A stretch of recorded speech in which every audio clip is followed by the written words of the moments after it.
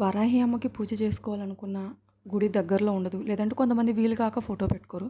అలాంటి వాళ్ళు వారాహి అమ్మకి ఇష్టమైన పంచమి తిథి, అష్టమి, అమావాస్య వీటన్నిటిలో కల్లా వారాహి అమ్మకి పంచమి తిథి అంటే చాలా ఇష్టం. అలా పంచమి తిథి రోజు మనం ఇంట్లోనే కందదీపం పెట్టుకోవచ్చు.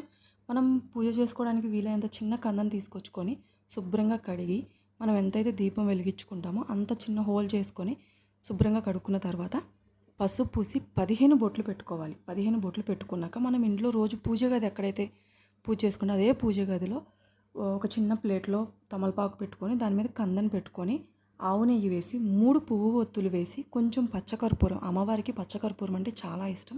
పచ్చకర్పూరం వేసి అమ్మవారికి ఇష్టమైన రంగు ఎరుపు రంగు పువ్వులతోటి కందదీపాన్ని అలంకరించుకొని మనం ఇంట్లో ఎలా అయితే రోజు దీపారాధన చేసుకుంటామో అలాగే పూజ చేసుకొని అమ్మవారికి ఇష్టమైన నైవేద్యం పానకం, వడపప్పు, తీపి, దానిమ్మ గింజలు, పెరుగన్నం ఇలాంటివి ఏది వీలైతే అది చేసుకోవచ్చు.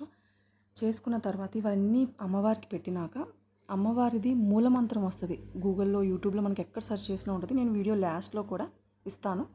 ఆ మూలమంత్రం 9 సార్లు చదువుకొని పచ్చకర్పూరంతో హారతిస్తే అమ్మవారికి చాలా ఇష్టమైనది పచ్చకర్పూరం. పచ్చకర్పూరంతో హారతిస్తే చాలా మంచిది. మనం అనుకున్న పనులు అవ్వాలి అనేసి అమ్మవారి మీద భారం వేసుకొని పూజ చేసుకోండి. వీలైనన్ని సార్లు చేసుకోండి. ఇన్నిసార్లు అన్నిసార్లు అని ఏం లేదు. మొత్తం అమ్మదే దయ. ఓం శ్రీ మాత్రే నమః.